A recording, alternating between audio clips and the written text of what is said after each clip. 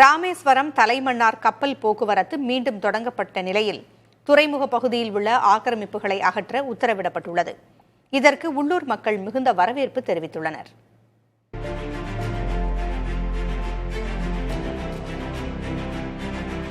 வரலாறுகள் சில பக்கங்கள் சுவாரஸ்யமானவை, கேட்க கேட்க ஆர்வமூட்டுபவை.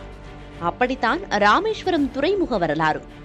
1964 ஆண்டுக்கு முன்பு வரை தலைமன்னாருக்கும் தனுஷ்கோடிக்கும் இடையே நடைபெற்ற கப்பல் போக்குவரத்தால் ராமேஸ்வரம் மிகப்பெரிய வர்த்தக துறைமுகமாக விளங்கி வந்தது. 1964 ஆண்டு ஏற்பட்ட ஆழிப்பேரலையால் தனுஷ்கோடி அழிந்தது. இதன் பின்னர் 1967 ஆண்டு ராமேஸ்வரத்திலிருந்து ராமானுஜம் என்ற பயணிகள் கப்பல் தலைமன்னாருக்கு சென்று வந்தது.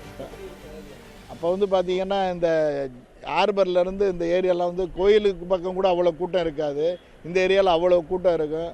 லாட்ஜுகள் ஃபுல்லாகிறது எல்லாமே ரொம்ப அருமையாக இருக்கும். வாரத்தில் 3 நாள் தான் அந்த கப்பல் போக்குவரத்து மாதிரி பண்ணிகிட்டு இருந்தாங்க. அப்போ ரொம்ப சுவிச்சமாக இருக்கும். அதாவது இங்கேருந்து ஒரு வாரத்துக்கு இங்கேருந்து போயிட்டு வந்துக்கிட்டே இருப்பாங்க. அது கப்பல் போக்குவரத்து மாதிரி இருக்காது, சும்மா அப்படியே டிரான்ஸ்போர்ட் மாதிரி போயிட்டு வந்துட்டு இருப்பாங்க.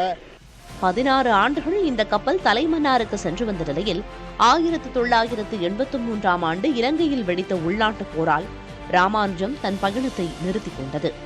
இலங்கையில் 2009 ஆண்டு உள்நாட்டுப் போர் முடிவுக்கு வந்த நிலையில் பல்வேறு கட்ட ஆய்வுகளுக்கு பின் தற்போது ராமேஸ்வரத்திலிருந்து தலைமன்னாருக்கு மீண்டும் கப்பல் சேவையை தொடங்கும் பணிகளை தமிழக அரசு மேற்கொண்டுள்ளது. இந்த மீன்பிடி தொழிலுங்கிறது இப்போ இலங்கையில் உள்ள கடற்படையால் மிகவும் பாதிக்கப்பட்ட தொழில் முழுசாக அழிஞ்சு போகிற சூழ்நிலை, எந்த வாழ்வாதாரம் இல்லாமல் சிரமப்படுறாங்க. அதனால் ஏற்கனவே தனுஷ்கோடியிலேருந்து கப்பல் போக்குவரத்து தலைமன்னாருக்கு வச்ச மாதிரி இப்போ ராமேஸ்வரம் டு தலைமன்னாருக்கு அந்த போக்குவரத்து நடந்துச்சுன்னா ராமேஸ்வரத்துக்கு மிகப்பெரிய ஒரு வளர்ச்சி அது கொடுக்கும். ராமேஸ்வரம் இலங்கை இடையே கப்பல் போக்குவரத்துக்கான கட்டுமான பணிகள் நடைபெறவுள்ளன. இதற்காக கட்டுமான பணியாளர்கள் தங்குவதற்கு அறைகள் கட்டி முடிக்கப்பட்டுள்ளன. மேலும் தமிழக கடல்சார் வாரியத்திற்கு சொந்தமான பல ஏக்கர் நிலம் தற்போது மீனவர்களின் மீன்பிடி தளவாட பொருட்களை கையாளும் வீடுகளாகவும் மீன்களை தரம் பிரிக்கும் கம்பெனிகளாகவும் உள்ளன. ஒரு சிலர் வர்த்தக நிறுவனமும் அங்கு நடத்தி வருகின்றனர்.